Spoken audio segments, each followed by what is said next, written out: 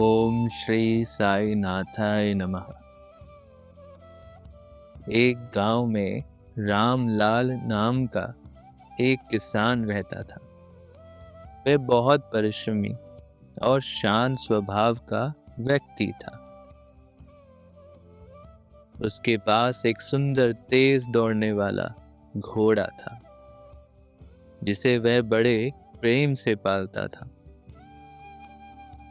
गांव वाले उसकी किस्मत की तारीफ करते और कहते, रामलाल, तुम्हारा घोड़ा बहुत अनमोल है। सच में तुम कितने भाग्यशाली हो। एक दिन अचानक वो घोड़ा अपनी रस्सी तोड़कर जंगल की ओर भाग गया। पड़ोसी ये देखकर दुखी हो गए और बोले, रामलाल, ये तो बहुत बुरा हुआ। तुम्हारा सबसे कीमती घोड़ा भाग गया। कितना बड़ा दुर्भाग्य है ये। रामलाल ने हल्की मुस्कान के साथ उत्तर दिया, अरे भाई, ये दुर्भाग्य है या सौभाग्य, ये तो समय ही बताएगा।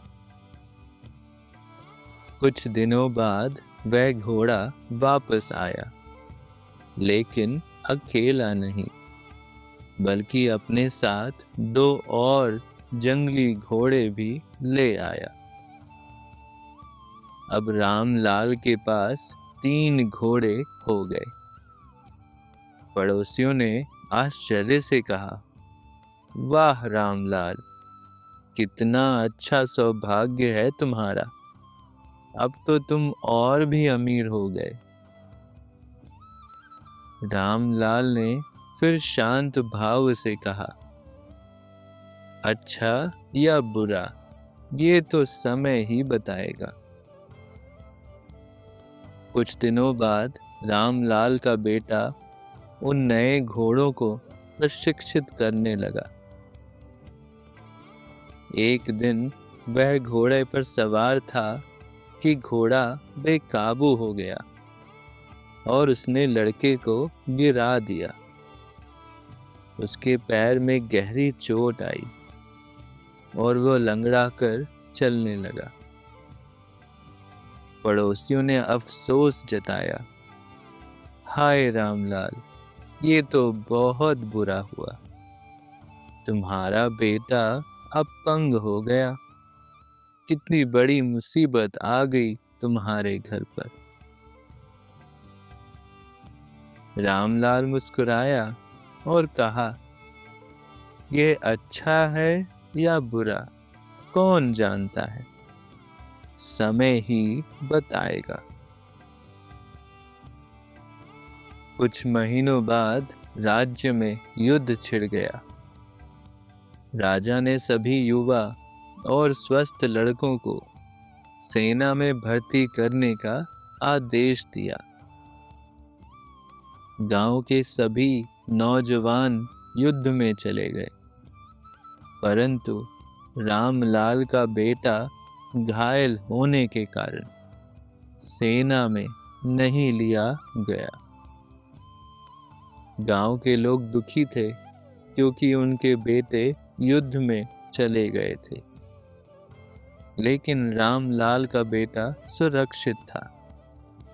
इस बार गांव वालों ने कहा, रामलाल, तुम कितने भाग्यशाली हो। देखो, तुम्हारा बेटा बच गया। रामलाल फिर से मुस्कुराया और कहा, अच्छा या बुरा, ये तो समय ही बताएगा। इस कहानी से हमें यही सीख मिलती है कि जीवन में जो भी घटित होता है, वे अपने साथ कोई ना कोई अवसर या शिक्षा लेकर आता है। हर घटना का परिणाम तुरंत नहीं समझ आता, लेकिन हमें धैर्य और विश्वास बनाए रखना चाहिए। बाबा कहते हैं, हर चीज में कुछ अच्छा छुपा होता है। बस अपनी श्रद्धा और सबूरी को मजबूत रखो। जय साईं राम।